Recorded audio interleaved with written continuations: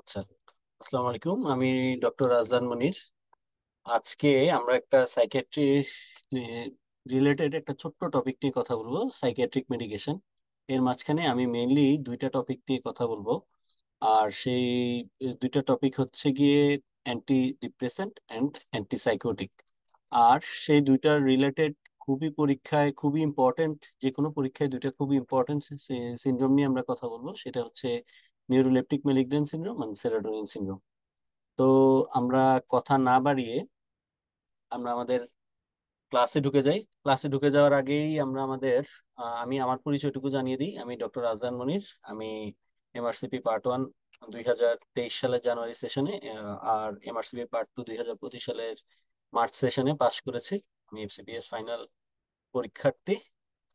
আহ আর কিছু পরিচয় না দিয়ে আমরা আমাদের আলোচনা শুরু করি। আচ্ছা, প্রথমেই অ্যান্টি ডিপ্রেসেন্ট।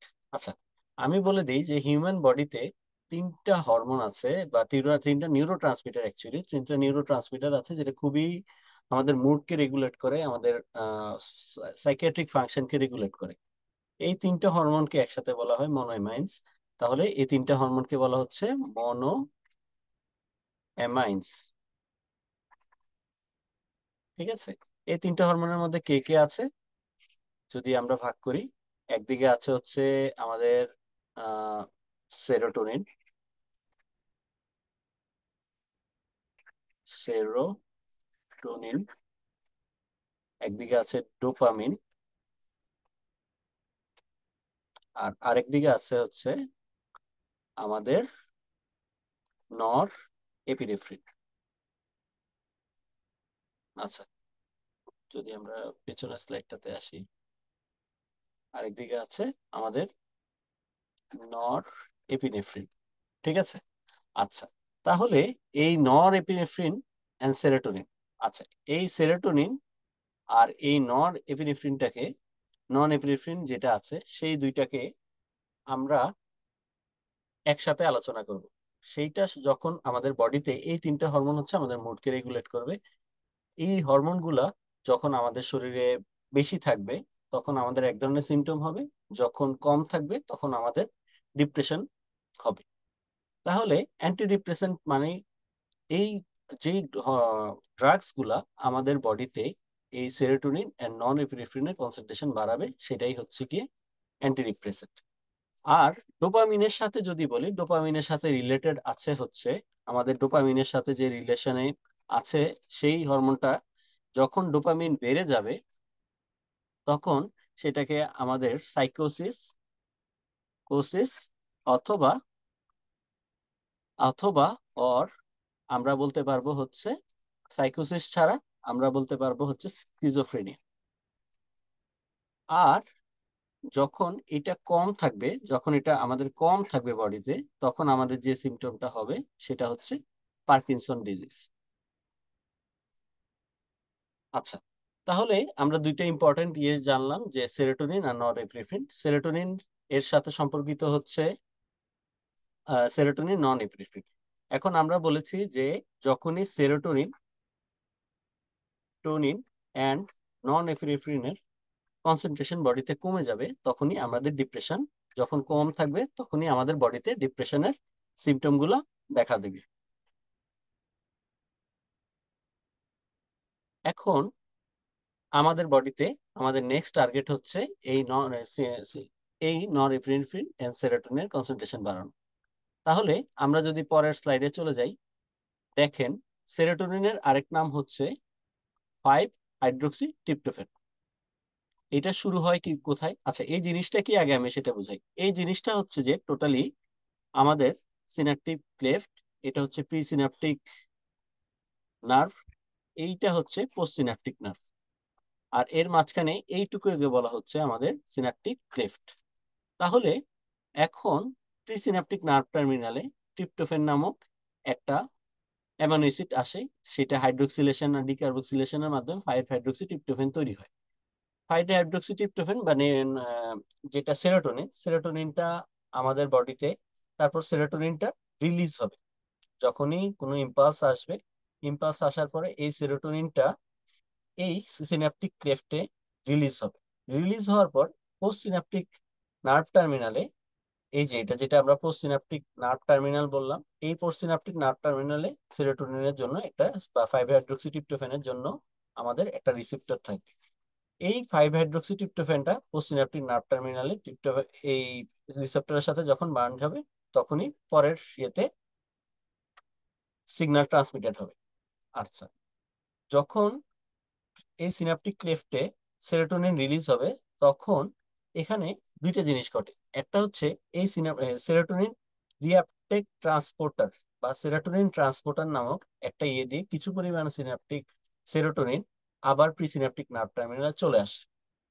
কিছু পরিমাণ আসলো, ধরে নিলাম যে এখানে আমাদের ধরলাম যে 20% বা 30% ইয়ে রিআপটেক হলো, সেরোটোনিন রিআপটেক হলো। সেই সেরোটোনিনকে আবার ধ্বংস করার জন্য বসে আছে হচ্ছে মনোএমাইন অক্সিডেজ। আমরা আগেই বলেছিলাম যে আগের স্লাইডে যদি আমরা বলি যে আমরা আগের স্লাইডেই বলেছিলাম যে মনোএমাইন্স বলতে আমরা সেরোটোনিন, নন এফ্রেফ্রিন এবং ডোপামিনকে বোঝাই, এবং মনোএমাইন অক্সিডেজের কাজ হচ্ছে গিয়ে এই যে 20 to 30% সেরোটোনিন ইয়ে হয়েছে, রিআপটেক হয়েছে, সেই সেরোটোনিনকে ধ্বংস করে দেওয়া। কথাটা কি বোঝা গেছে? আচ্ছা, এখন আমার ডিপ্রেশনে কি হচ্ছে, আমার এই সিনাপটিক ক্লেফটে আমার সেরোটোনিনের কনসেন্ট্রেশন কমে গেছে। এখন তাহলে আমি দুই ভাবে কাজ করতে পারবো।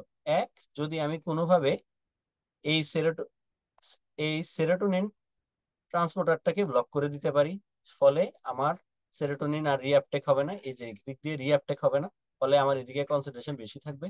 অথবা আমি যদি কোনোভাবে মাও অক্সিডেজকে বন্ধ করে দিতে পারি, বা মাও অক্সিডেজ বা মনোএমাইন অক্সিডেজকে ইনহিবিট করে দিতে পারি, তাহলে আমার এই সিনাপটিক ক্লেফটে কনসেন্ট্রেশন বাড়তে পারে। কথাটা কি বোঝা গেল কিনা? প্রথমে ট্রিপ্টোফ্যান আসতেছিল, একটা হচ্ছে অ্যামিনো অ্যাসিড, সেখান থেকে সেরোটোনিন তৈরি হলো, সেরোটোনিন সিনাপটিক ক্লেফটে রিলিজ হলো, সিনাপটিক ক্লেফটে রিলিজ হওয়ার পর একটি রিসেপ্টরের মাধ্যমে সেরোটোনিনের যে রিসেপ্টর সেটার সাথে বাউন্ড হওয়ার পরে সিগন্যালটা ট্রান্সমিট হয়।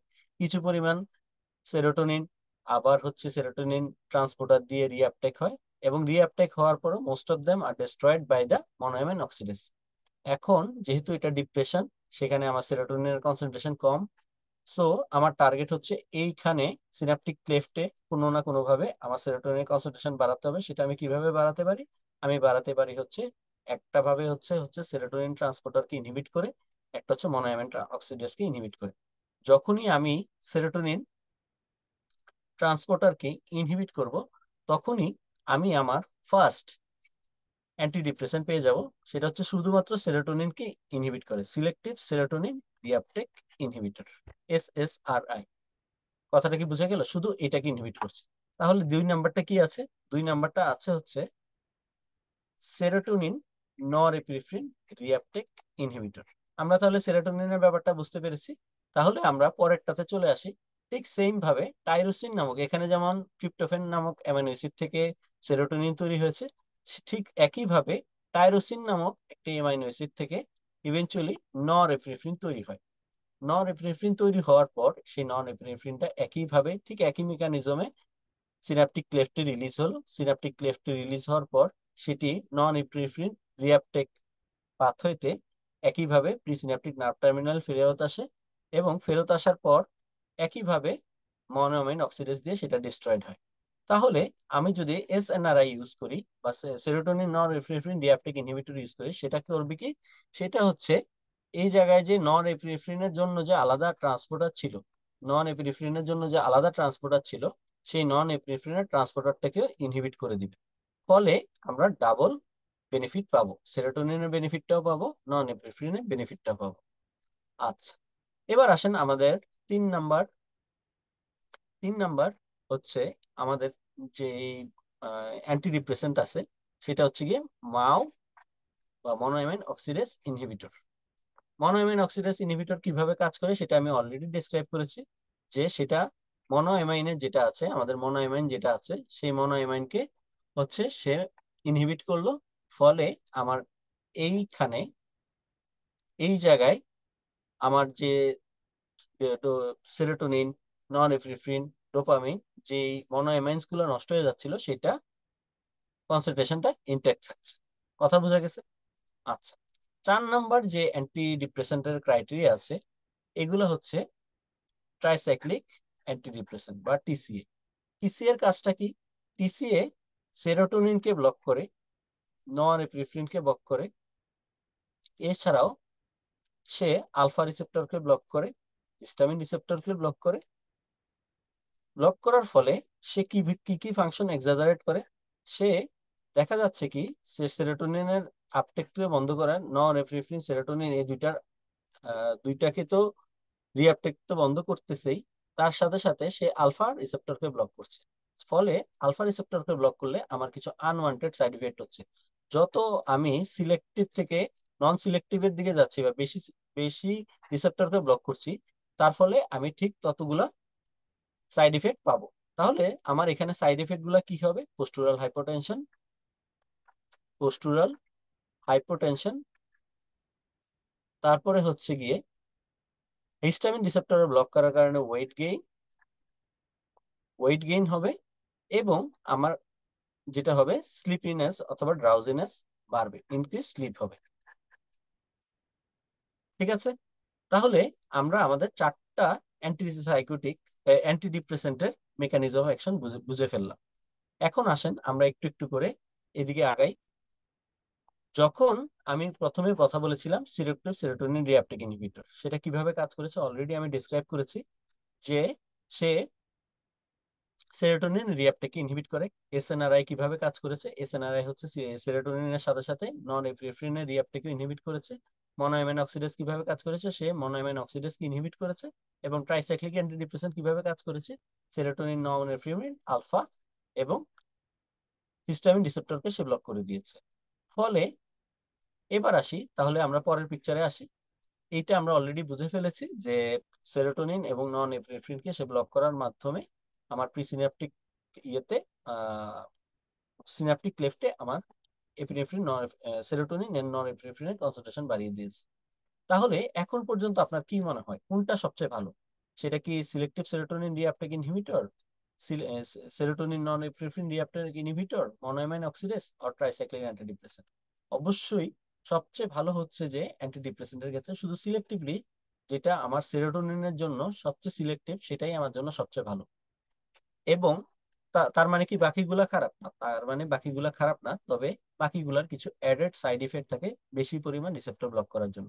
বাট কিছু সুবিধাও আছে, যেমন এসএনআরআই, এসএনআরআই এর একটি ভেল্লাফিক্সিন, ডুলোক্সিটিন, এগুলো হচ্ছে যে আমাদের খুব ইউজ করা হয় হচ্ছে নিউরোপ্যাথিক পেইন, কারণ তার কিছু অ্যাডেড ফাংশনের মধ্যে সে পেইন পাথওয়েকেও কিছুটা ইনহিবিট করতে পারে।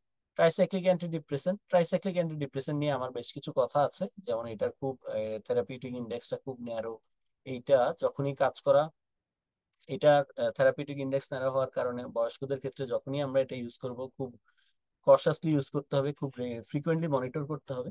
এবং সবচেয়ে ইম্পর্টেন্টলি হচ্ছে মাও ইনহিবিটর। মাও ইনহিবিটরটা হচ্ছে এমআরসিপি তে খুব গুরুত্বপূর্ণ, কারণ মনোঅ্যামাইন অক্সিডেজের সাথে সেটা আমাদের কিছু ফুড ইন্টারাকশন আছে। আমি এখনই এটাতে যাচ্ছি, তাহলে এই জিনিসটা আমি বুঝেছি।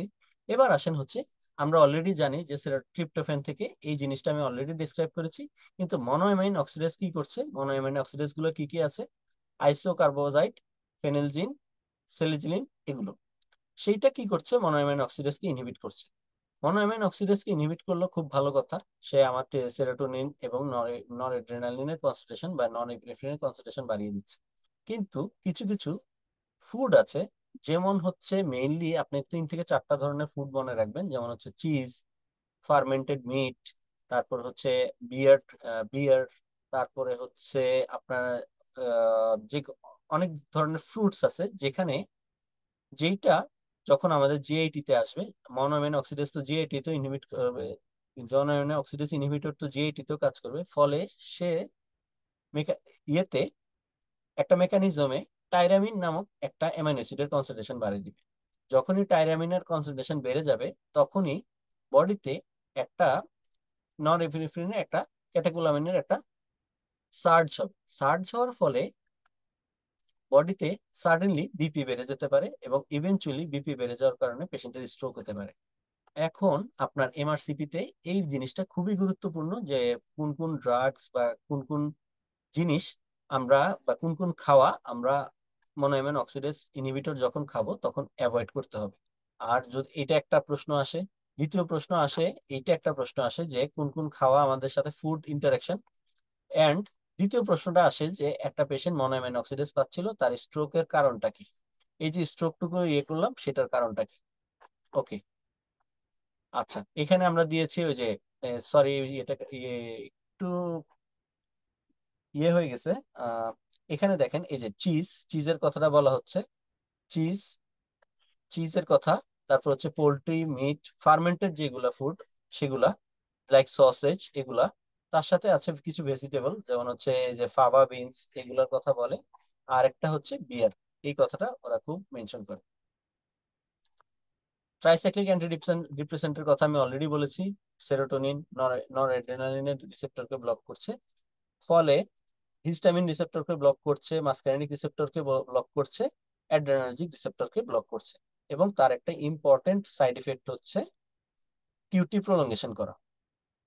আচ্ছা, সেরোটোনিন, একদম সিলেক্টিভ সেরোটোনিন যেটা আমাদের ক্ষেত্রে সবচেয়ে ভালো, সেখানে কিছু ইম্পর্টেন্ট ইনফরমেশন আছে, যেমন আমাদের এমআরসিপি তে খুব ভালো করে জানতে হয় যে পোস্ট এমআই আমরা কোনগুলা দিব, ফ্লুক্সেটিন আমরা কখন দিব, কাদের ক্ষেত্রে দিব। ফ্লুক্সেটিন ইজুয়াল টু, আমরা মনে রাখি যখনই আমরা fluoxetine, flux equal two fluoxetine equal two 14 বা অ্যাডোলেসেন্ট আমরা মনে রাখবো। এইটা ওদের একটা প্রিয় প্রশ্ন যে ফ্লুক্সেটিন কাদের ক্ষেত্রে দেওয়া হয়। সিটালোপ্রাম, অ্যাসিটিলোপ্রাম এরাও কিউটি প্রলঙ্গেশন করে। এর আগে যেমন বিয়ের সাথে ট্রাইসাইক্লিক অ্যান্টিডিপ্রেসেন্টের সাথেও কিউটি প্রলঙ্গেশনের হিস্ট্রি আছে। এবং অবশ্যই যেটা এবার আমার নিজেরও এমআরসিপি পরীক্ষায় আসছিল, যে একটা অবশ্যই একটা পেশেন্টকে যখনই আমরা এসএসআরআই শুরু করব তার 2 সপ্তাহের মধ্যে অবভিয়াসলি আমার পেশেন্টকে মনিটর করতে হবে। যদি পেশেন্টের বয়স যত কম হবে মনিটরিং তত ফ্রিকোয়েন্ট হবে। যদি পেশেন্টের বয়স 1 সপ্তাহ কম হয়, সেক্ষেত্রে আমাকে খুব মানে সরি, পেশেন্টের বয়স যদি 25-এর কম হয় তাহলে আমাকে 1 সপ্তাহের মধ্যেই ফলো আপ করতে হবে। ইউজুয়ালি 2 সপ্তাহের মধ্যে ফলো আপ করতে হয়। ইউজুয়ালি 65 ইয়ার্স এর উপরে যে তাদের বয়স হবে তাদের ক্ষেত্রে এত সুইসাইডাল টেন্ডেন্সি থাকে না, ইয়াঙ্গার এজের ক্ষেত্রে সুইসাইডাল টেন্ডেন্সি বেশি থাকে। অ্যান্ড আরো এটা একটা প্রশ্ন যে কত দিনের মধ্যে ফলো আপ করতে হয়, এটা একটা প্রশ্ন। ইয়াং এর এজ হলে কয়দিনের মধ্যে ফলো আপ করতে হবে, কতদিন কন্টিনিউ করতে হবে, এটার একটা প্রশ্ন। অ্যান্ড উইথড্রয়াল প্রোটোকলটা জাস্ট লাইক এসএসআরআই এর উইথড্রয়াল প্রোটোকলটা অলমোস্ট করে। আমরা যেমন স্টেরয়েডকেও খুব স্লোলি উইথড্র করতে হয়, সেক্ষেত্রে এখানেও খুব স্লোলি উইথড্র করতে হবে। এইটা আরেকটা প্রশ্ন আসতে পারে আপনাদের কাছে, যে এই 4টা প্রশ্ন আসে শুধুমাত্র এই 3-4 লাইন থেকে। এছাড়া এই যে কিউটি প্রলঙ্গেশন আরো একটা প্রশ্ন আসতে পারে। এগুলো হচ্ছে এমআরসিবির খুব প্রিয় টপিকের জায়গা। আচ্ছা, কিছু অ্যাডভার্স ইফেক্ট আছে, যেমন হচ্ছে এটা স্টেরয়েড লাইক মনে রাখতে বলেছিলাম, স্টেরয়েডও যেমন দিলে একটা প্রোটন পাম্প ইনহিবিটর দিতে হয় এনএসএইড এর সাথে যদি নেয়। এছাড়া হচ্ছে তার ব্লিডিং রিস্ক বাড়ায় দিবে যদি ওয়ারফারিন নেয়, নেয়, অ্যাসপিরিন নেয়। সেরোটোনিন সিনড্রোমের কথা আমি বলেছি অলরেডি, আমি বলবো। এবং মনোএমিন অক্সিডেজের সাথে নিলেও সেরোটোনিন সিনড্রোম হওয়ার রিস্ক থাকে। আচ্ছা, এসএনআরআই এর কথা বলেছিলাম যে এসএনআরআই হচ্ছে আমাদের, সে সেরোটোনিন নরএফ্রিন ছাড়াও সে হচ্ছে কিছু পেইন পাথওয়েতেও কাজ করে। ফলে আমরা নিউরোপ্যাথিক পেইনের জন্য আমরা ডুলোক্সেটিন ইউজ করে থাকি। এবং স্ট্রেস ইনকন্টিনেন্সের জন্য ডুলোক্সেটিন ইউজ হয়। এখানে দুইটা ধরনের, একটা হচ্ছে নিউরোপ্যাথিক পেইন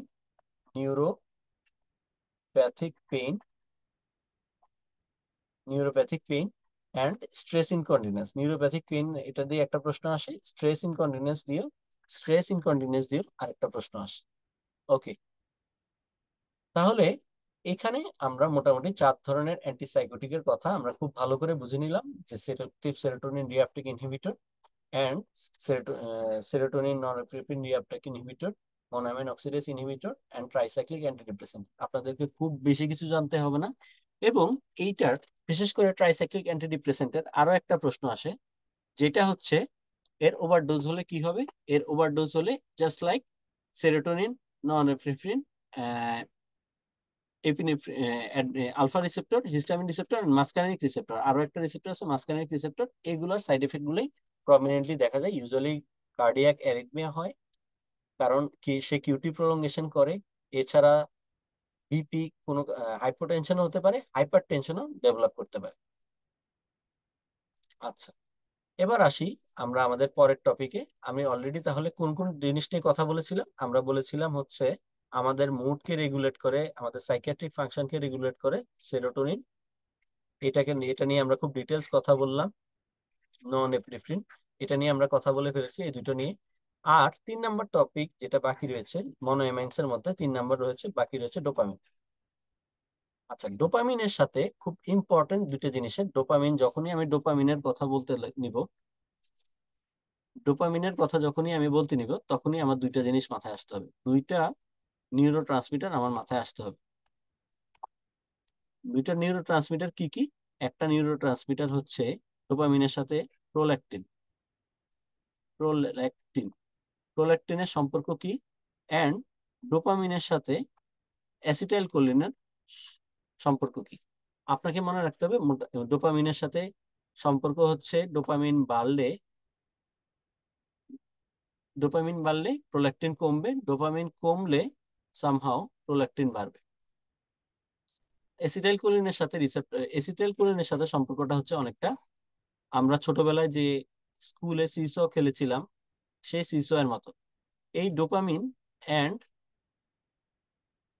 সেরোটোনিনের সম্পর্কটা, অ্যাসিটাইল কোলিনের সম্পর্কটা হচ্ছে অনেকটা সিসোর মতো। কোনো কারণে যদি ডোপামিন বডিতে বেড়ে যায়, তাহলে অ্যাসিটাইল কোলিনের কমে যাবে। যদি কোনো কারণে ডোপামিনের কমে যায়, সেক্ষেত্রে অ্যাসিটাইল কোলিন কিন্তু বেড়ে যাবে।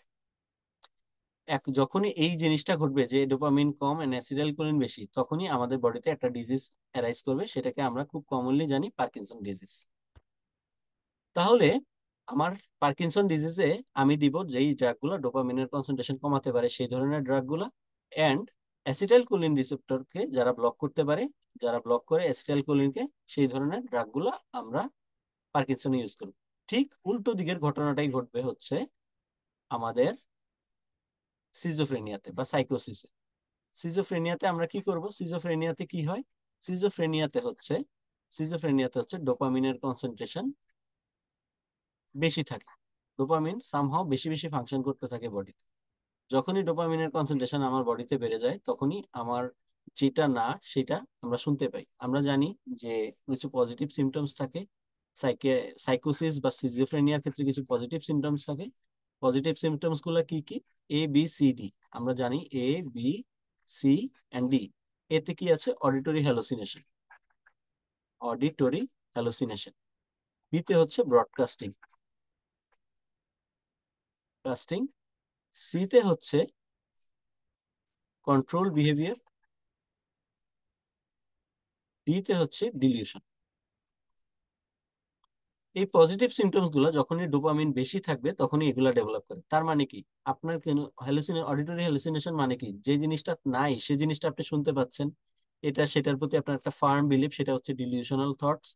এন্ড আপনাকে মনে হবে আপনাকে কেউ কন্ট্রোল করতেছে, মানে যেইটা থাকার কথা না সেইটা যখন ডেভেলপ করবে ডোপামিন বেশি থাকার কারণে, তাহলে সেটাই হচ্ছে আমার সিজোফ্রেনিয়া। সিজোফ্রেনিয়াতে আবার কিছু নেগেটিভ সিমটমসও থাকে। কেন আমি বলছি এই নেগেটিভ পজিটিভ সিমটমস এর কথা? নেগেটিভ সিমটমস গুলো just like depression. Depression plus lack of self care. Self care যেটা ডিপ্রেশনে থাকে না, ল্যাক অফ সেলফ কেয়ার, এটা যখন থাকবে নেগেটিভ সিমটমস গুলো এগুলো। আচ্ছা, পজিটিভ সিমটমস গুলো হচ্ছে যে অডিটরি হ্যালুসিনেশন, ব্রডকাস্টিং, তারপরে হচ্ছে কন্ট্রোল ফিলিং এন্ড ডিলিউশন। আর নেগেটিভ সিমটম গুলো হচ্ছে ডিপ্রেশন লাইক সিমটমস গুলো। আপনি যদি সহজ কথায় মনে রাখতে পারেন, ডিপ্রেশন লাইক সিমটমস গুলো। এখন কিভাবে এই জিনিসটা হয় আসেন আমরা একটু এবার বুঝতে থাকি।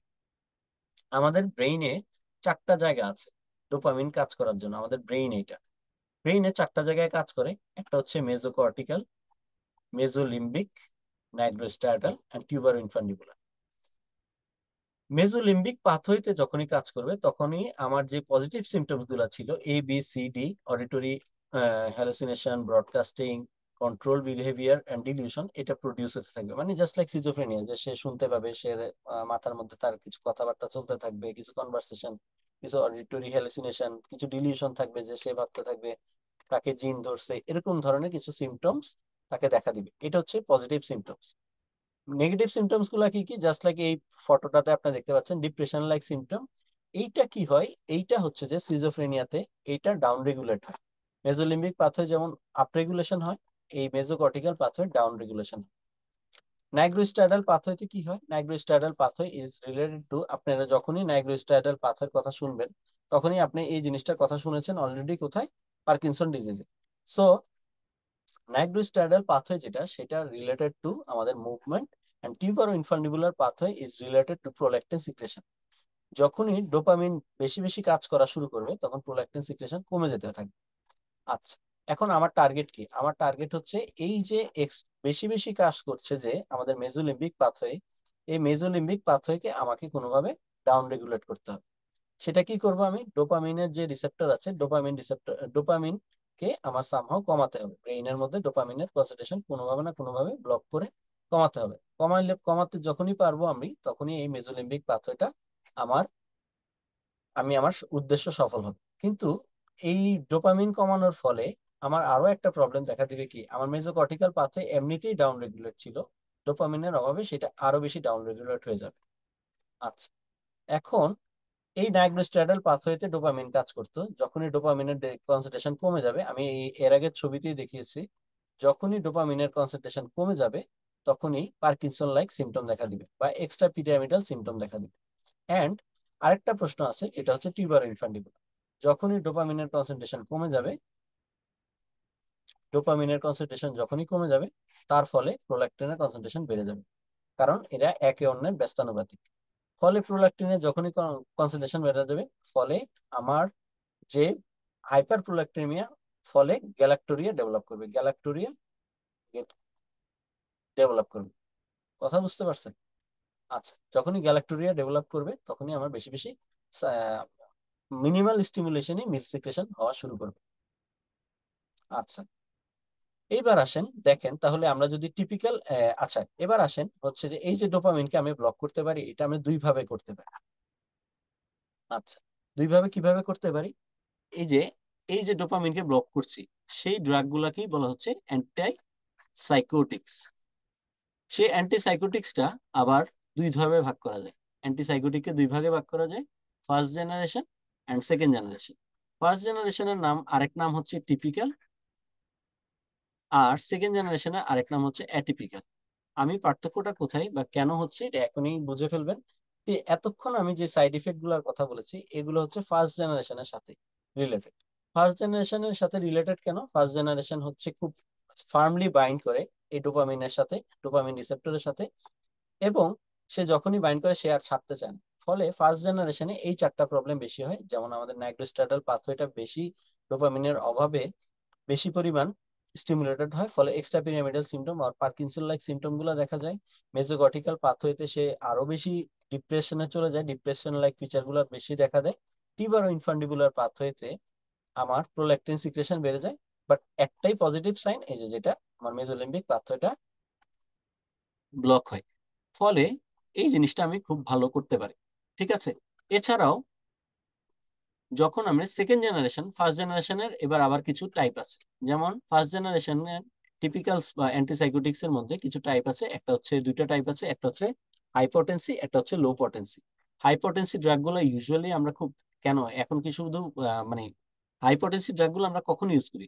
এগুলো হচ্ছে যেহেতু আমরা খুব বেশি দেখি যে যখনই পেশেন্ট সাইকোসিস ডেভেলপ করে, ওয়ার্ডে ডেলিরিয়াস হয়ে যায় যখনই পেশেন্ট, আমরা এগুলো ইউজ করি। আর লো পটেন্সি গুলা, ক্লোরপ্রোমাজিন, আমরা কোথায় ইউজ করি? লো পটেন্সি গুলা আমরা ইউজ করি হচ্ছে হলো গিয়ে বিশেষ করে অ্যান্টি ইমিটিক হিসাবে ইউজ করি, অথবা অ্যান্টি ভার্টাইগো ড্রাগ হিসাবে ইউজ করি। কেন ইউজ করি?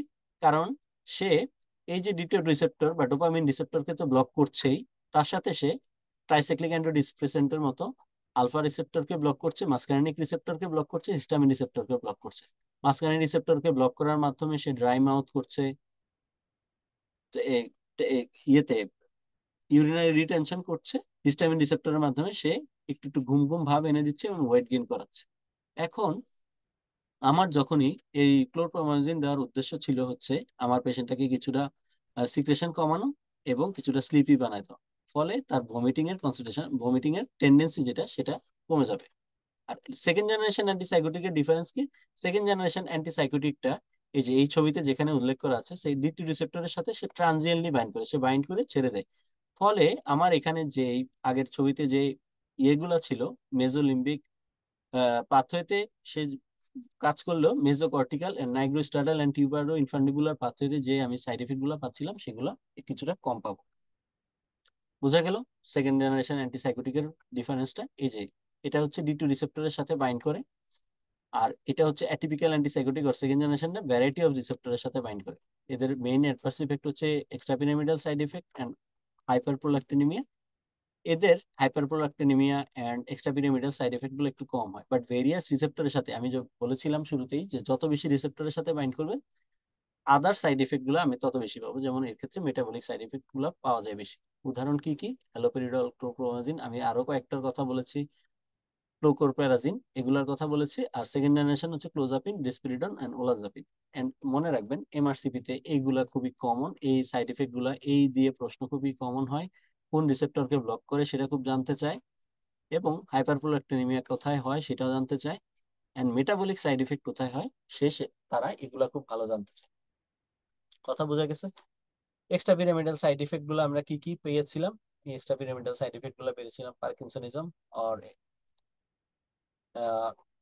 দ্বিতীয়টা পেয়েছিলাম হচ্ছে অ্যাকিউট ডিস্টোনিয়া। এখানে আরেকটা প্রশ্ন যে ওরা অকুলার জাইরিস অকুলোজাইরিক ক্রাইসিস জিনিসটা কি, টর্টিকুলিস জিনিসটা কি? সহজ কথা হচ্ছে অকুলোজাইরিক জিনিসটা হচ্ছে টর্টিকুলিস জিনিসটা হলো যে আমার সামহাও ঘাটটা একটা নির্দিষ্ট পজিশনে লক হয়ে যাবে, এটাকে বলা হয় টর্টিকোলিস। আর অকুলোজাইরিক ক্রাইসিস কি? অকুলোজাইরিক ক্রাইসিসটা হচ্ছে যে একটা নির্দিষ্ট দিক থেকে সে তার চোখ লক হয়ে যাবে, এটা হচ্ছে অকুলোজাইরিক crisis.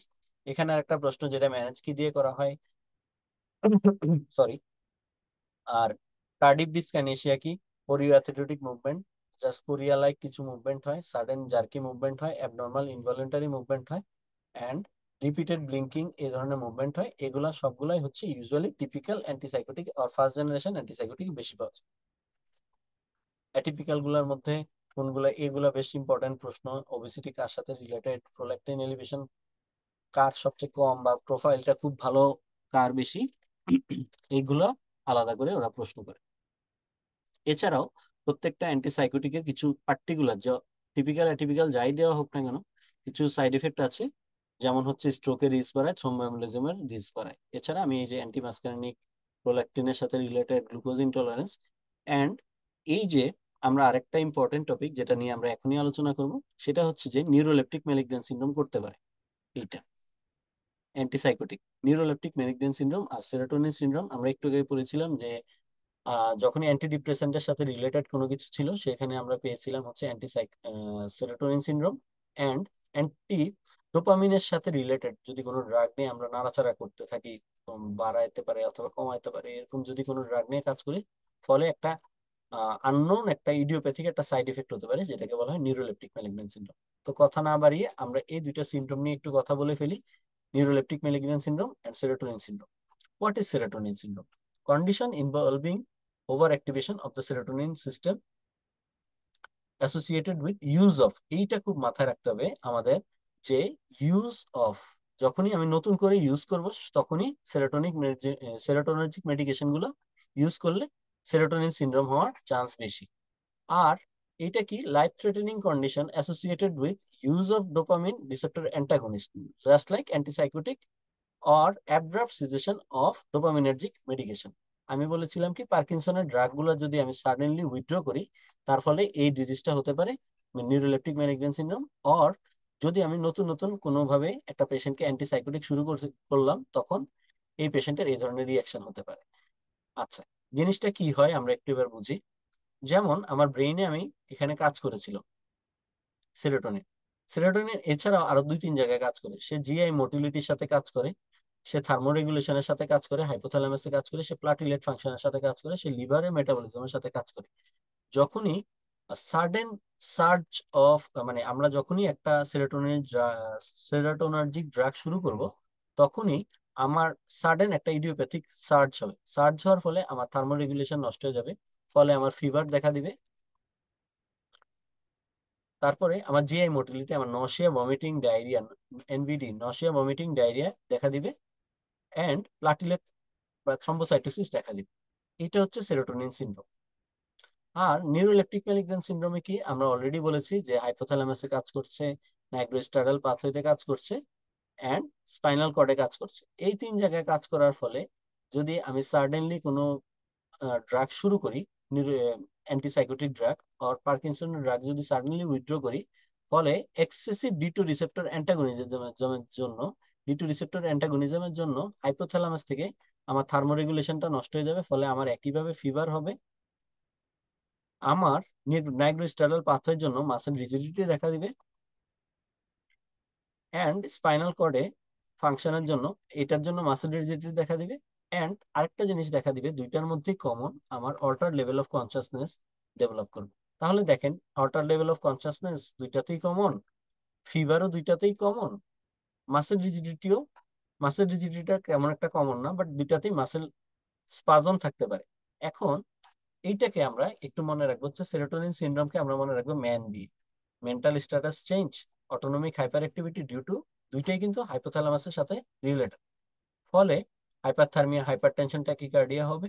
But serotonin syndrome is more related to clonus or upper motor neuron sign, এটার সাথে রিলেটেড থাকবে। ডায়রিয়া, ভমিটিং হবে। এইটা যেমন জিআই ট্র্যাক্টে কাজ করছিল, এটাই কিন্তু জিআই ট্র্যাক্টে তেমন কোনো কাজ করছে না। ফলে এখানে আলাদা করে এনভিডি, নশিয়া, ভমিটিং, ডায়রিয়া দেখা দিবে, কিন্তু এখানে নশিয়া, ভমিটিং, ডায়রিয়া থাকবে না, অ্যাবডোমিনাল পেইন থাকতে পারে। আর এখানে দেখেন, আমরা একটা ফার্ম মনে রাখবো, ম্যান ফার্মে কাজ করে, তাহলে ফিভার, অটোনমিক হাইপার অ্যাক্টিভিটি, এখানেও হাইপারথার্মিয়া, হাইপারটেনশন, ট্যাকিকার্ডিয়া কমন। রিজিডিটিটা এখানে যেমন ক্লোনাস কমন, এখানে হচ্ছে মাসেল রিজিডিটি কমন। আর মেন্টাল স্ট্যাটাস চেঞ্জ এখানে কমন। এখানে ডায়াগনোসিস করতে গেলে elevated creatine kinase and elevated WBC count দেখা দেয়। তার মানে নিউরোলেপটিক ম্যালিগন্যান্ট সিনড্রোম বলতে আমরা কি বোঝাচ্ছি, এটা হচ্ছে ডেঞ্জারাস কন্ডিশন, অ্যান্টিসাইকোটিক মেডিকেশন শুরু করলে অথবা ডোপামিনার্জিক ড্রাগ বন্ধ করলে এটা হতে পারে। Pyrexia, muscle rigidity, autonomic lability and delirium and confusion দেখা দিতে পারে। ইনভেস্টিগেট কিভাবে করব? ক্রিয়েটিনিন কাইনেস বেড়ে যাবে, র্যাপডোমায়োলাইসিস হবে, যার ফলে অ্যাকিউট কিডনি ইনজুরিটা কেন হবে? Due to rhabdomyolysis. And leukocytosis দেখা দিতে পারে। এটা আমরা অবশ্যই আইসিইউ তে ম্যানেজ করবো, ইন্টেনসিভ কেয়ার ইউনিটে। তার সাথে অ্যান্টিসাইকোটিকটা আমরা বন্ধ করতে হবে, আইভি ফ্লুইড দিতে হবে। এবং এখানে যে হাইপারথার্মিয়া ডেভেলপ করে থার্মোরেগুলেশনের জন্য, সেটা সাধারণ প্যারাসিটামলে আমরা কাজ করবে না। ফলে আমাদের ডেন্ট্রোলিন নামক একটা স্পেশাল ড্রাগ দিতে হবে, যেটা মাসেল রিল্যাক্সেন্ট হিসেবে কাজ করতে পারে, অ্যান্ড ডোপামিন অ্যাগনিস্ট হিসেবে ব্রোঙ্কিপটিন দেওয়া যেতে পারে। সেরোটোনিন সিনড্রোম আমরা বলেছি যে এই ড্রাগগুলো শুরু করার পর এটা হতে পারে। এছাড়া মনোঅ্যামিন অক্সিডেজ, দুইটা ড্রাগ যদি কোনোভাবে শুরু করে দেওয়া হয় সেটাতেও হতে পারে। এতে কি কি হবে আমরা অলরেডি বলে ফেলেছি, যে নিউরোমাসকুলার এক্সাইটেশনের জন্য হাইপার রিফ্লেক্সিয়া, রিজিডিটি দেখা দিতে পারে। বাট ওইটা, এই রিজিডিটি তত বেশি হবে না নিউরোলেপটিক ম্যালিগন্যান্ট সিনড্রোমের মতো, ওইটাতে লেট পাইপ রিজিডিটি দেখা দেয়। অটোনমিক নার্ভাস সিস্টেম এক্সাইটেশন জন্য hyperthermia, sweating and altered consciousness, এতেও আইভি ফ্লুইড দিতে হবে। বাট এতে স্পেশালি, ওইটাতে কিন্তু বেনজোডাইজেপিন ইউজুয়ালি খুব একটা দেওয়া হয় না, বাট এতে মেন্টাল স্ট্যাটাসের চেঞ্জটা বেশি হয় দেখে এখানে আমরা কি দিব? বেনজোডাইজেপিন দিব। আর এখানে কি কি দেওয়া হয়? সেরোটোনিন অ্যান্টাগনিস্ট ইউজ করা হয়, ওখানে হচ্ছিল ডোপামিন অ্যাগনিস্ট। এটা আরেকটা প্রশ্ন, সেখানে কি ইউজ করা হয়? Chlorpromazine and cyproheptadine. সো এই ধরনের গুরুত্বপূর্ণ বেশ কিছু টপিক নিয়ে আমরা আজকে কথা বললাম। এখানে কিছু কমন জিনিস আছে, ট্যাকিকার্ডিয়া, হাইপারটেনশন, ডায়াফোরেসিস, রিজিডিটি, দুইটাতে আইভি ফ্লুইড এন্ড বেনজোডাইজাপিন ইউজ করা হয়। এটাতে হচ্ছে সিপ্রোহেপটাডিন বেশি ইউজ করা হয়, এটাতে ডেন্ট্রোলিন বেশি ইউজ করা হয়। মাসেল ক্লোনাস কোনটাতে বেশি কোনটাতে কম অলরেডি আমি ডিসক্রাইব করেছি। এছাড়াও এখানে ডাইলেটেড পিপিল দেখা যায় বেশি, এখানে পিপিল নর্মাল থাকে। তাহলে আমরা ক্লিনিক্যালি তিনটা জিনিস দিয়ে serotonin syndrome and non neuroleptic malignant syndrome আলাদা করতে পারি। একটা হচ্ছে ক্লোনাস, লেট প্রাইম rigidity, dilated pupil, normal pupil, and diarrhoea, vomiting, NVD, nausea, vomiting, diarrhoea, এগুলো সেরোটোনিন সিনড্রোমে পাওয়া যায়, নিউরোলেপটিক ম্যালিগন্যান্ট সিনড্রোমে পাওয়া যাবে না। তো সবাইকে ধন্যবাদ এই ছোট্ট একটা সেশনে, খুব গুরুত্বপূর্ণ একটা সেশনে আমাদের সাথে থাকার জন্য। আশা করি আপনারা আমাদের সাথে যুক্ত হবেন, আমরা অনেক বেশি আলোচনা করব। আমাদের আরো অনেকগুলো টপিক বাকি আছে, সাইকিয়াট্রি, অনকোলজি, ফার্মাকোলজিতে। খুব আমরা খুব আনন্দ নিয়ে এই জিনিসগুলো পড়বো। এমআরসিপি থেকে যে এই জায়গাগুলো থেকে এমআরসিপি তে বেশ কিছু প্রশ্ন আছে। কিছু টক্সিকোলজিতে প্রশ্ন আছে, কিছু সাইকিয়াট্রিতে প্রশ্ন আছে, কিছু নিউরোলজিতে প্রশ্ন আছে। আমরা এগুলো খুব আনন্দের সাথে বুঝে বুঝে পড়বো, এই আশা ব্যক্ত করে আপনারা আমাদের সাথে যুক্ত হবেন। এই আশা ব্যক্ত করে আমি আমার আজকের এই ছোট্ট সেশনটি শেষ করছি। ধন্যবাদ সবাইকে। আসসালামু আলাইকুম।